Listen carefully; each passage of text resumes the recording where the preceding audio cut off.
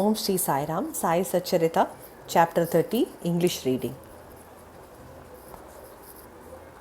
Chapter 30, Drawn to Shirdi. Number 1, Kakaji Vaidya of Bani. Number 2, Ramlal Punjabi of Mumbai. In this chapter, the story of two more devotees who were drawn to Shirdi is narrated. Preliminary. Bow to the kind Sai, who is the abode of mercy and who is affectionate towards his devotees. By his mere darshan, he does away with their fear of worldly illusions, that is sansar, and destroys their calamities. He was first nirgun, that is formless, but on account of the devotion of his bhaktas, he was obliged to take a form. To give liberation, self-realization to the bhaktas is the mission of the saints, and for Sai, the chief of them, the mission is inevitable. Those who take refuge in his feet have all their sins destroyed and their progress is certain. Remembering his feet, Brahmins from holy places come to him and read scriptures and chant the Gayatri mantra in his presence. We who are weak and without any merits do not know what bhakti is, but we know this much, that though all others may leave us, Sai won't forsake us. Those who he favors get enormous strength, discrimination between the unreal and the real, and knowledge. Sai knows fully the desire of his devotees and fulfills the same. Hence, they get what they want and are grateful. So we invoke him and prostrate ourselves before him. Forgetting all our faults, let him free us from all anxieties. He who, being overcome with calamities, remembers and prays to Sai, thus will get his mind calmed and pacified through his grace. This Sai, the ocean of mercy, says Hemad Pant favored him, and the result of this is the present work of Sai Satcharitha. Otherwise, what qualification had he to undertake his enterprise? But as Sai took all the responsibility, Hemad Pant felt no burden nor any care about this. When the powerful light of knowledge was there to inspire his speech and pen, why should he entertain any doubt or feel any anxiety? Sai got the service in the form of this book done by him. This is due to the accumulation of his merits in the past births, and therefore he thinks himself fortunate and blessed. The following story is not a mere tale but pure nectar. He who drinks it will realize Sai's greatness and all pervasiveness. Those who want to argue and criticize should not go in for this. What is wanted here is to not discussion but unlimited love and devotion. Learned, devout and faithful believers, or those who consider themselves as servants of the saints, will like and appreciate these stories. Others will take them to be fables. The fortunate bhaktas of Sai will find the Sai Leelas as the Kalpataru, that is wish-fulfilling tree. Drinking in or devouring this nectar of Sai Leelas will give liberation to the ignorant jivas, satisfaction to the householders, and sadhana to the aspirants. Now we come to the story of this chapter. Kakaji Vaidya. There lived in Varni, district of Nashik, a man named Kakaji Vaidya. He was the priest of the goddess Saptashringi there. He was so overpowered by adverse circumstances and calamities that he lost peace of mind and became quite restless. Under such circumstances, one evening, he went into the temple of the goddess and prayed unto her from the bottom of his heart and invoked her aid to free him from anxiety. The goddess was pleased with his devotion and the same night appeared to him in his dream and said to him, "You go to Baba and then your mind will become calm and composed." Kakaji was anxious to know from her who his Baba was. But before he could any explanation, he was awakened.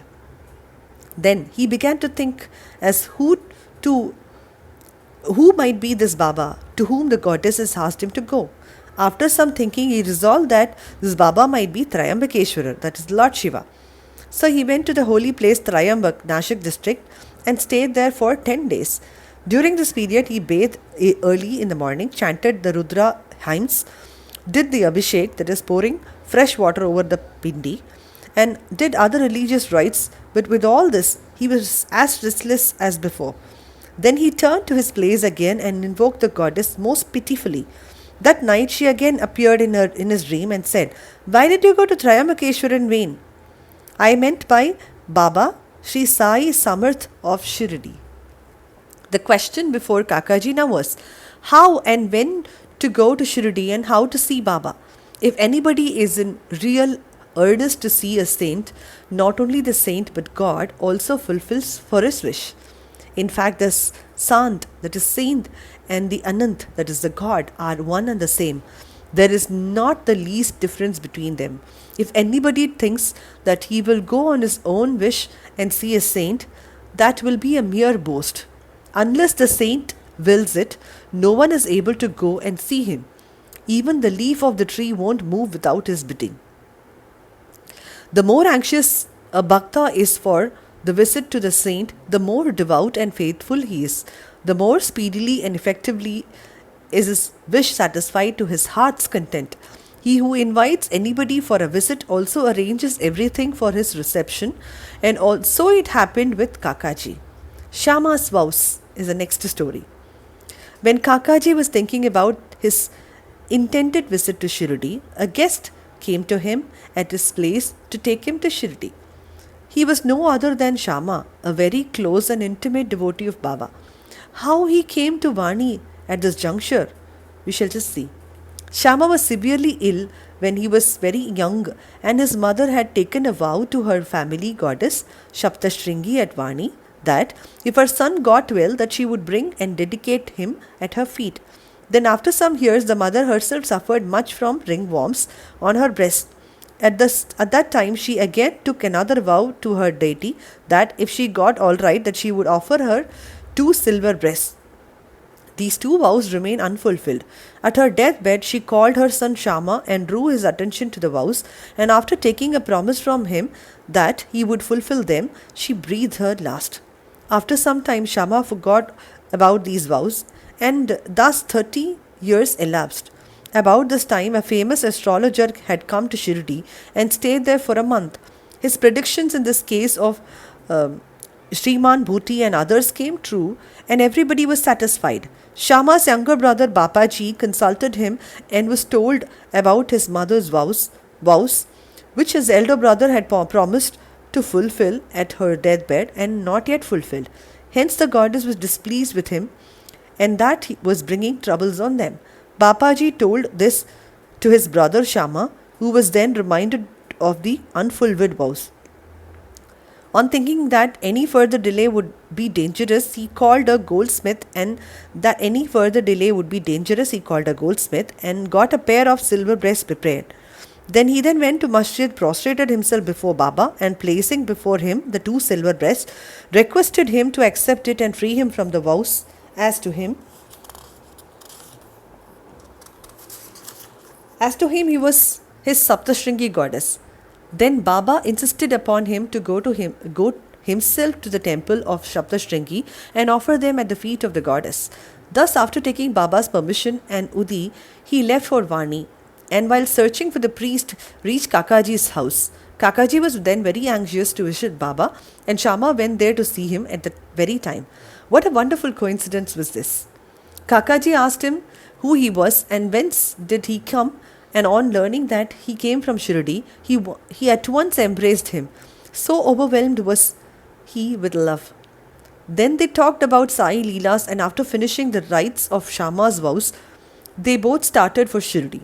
On reaching the place, Kakaji went to the masjid and fell at Baba's feet.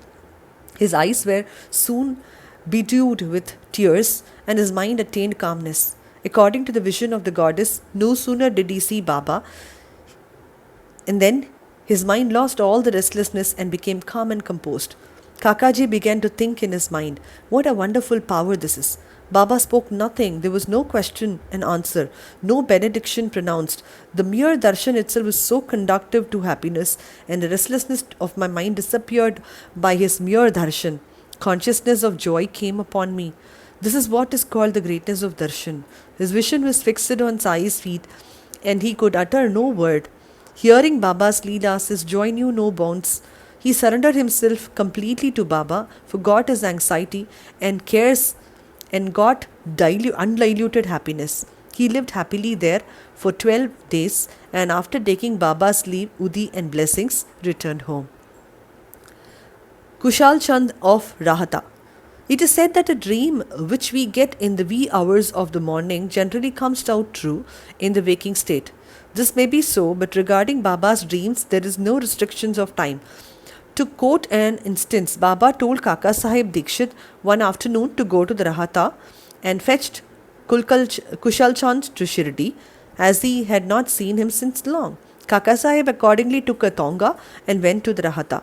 He met Kushal Chand and gave him Baba's message. On hearing it, Kushal Chand was surprised and said that while he was taking a noon nap after meals, Baba appeared in his dream and asked him to come to Shirdi immediately, and that he was anxious to go. As he had no horse of his own nearby, he had sent his son to inform Baba.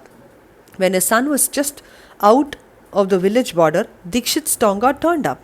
Dikshit then said that he was sent specifically to bring him. Then both went in the tonga back to Shirdi. Kushal Chand saw Baba and they were pleased. Seeing the Leela of Baba, Kushal Chand was much moved. Ramlal Punjabi of Mumbai. Once a Punjabi Brahmin of Mumbai named Ramlal got a dream in which Baba appeared and asked him to come to Shirdi. Baba appeared to him as a Mahant, that is a saint, but he did not know his whereabouts. He thought that he should go and see him, but he did not have his address. He did not know what to do. But he who calls anybody to him also makes the necessary arrangements for the same. The same happened in this case. The same afternoon, when he was strolling in the street, he saw a picture of Baba in a shop. The features of the Mahant he saw earlier in the dream tallied exactly with those of the picture.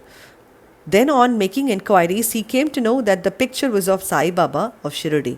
He went soon after this to Shirdi and stayed there till his death. In this way, Baba brought his devotees to Shirdi for darshan and satisfied their wants, material as well as spiritual. Bow to Shirdi Sai. Peace be to all. So we'll meet you with the 31st chapter next week. So, Sai Satcharitha. Om Shri Sai Nathaya Namaha. Happy Tamil New Year to all. Blessings to all the kutis and prayers. Namaskarams to all elders here.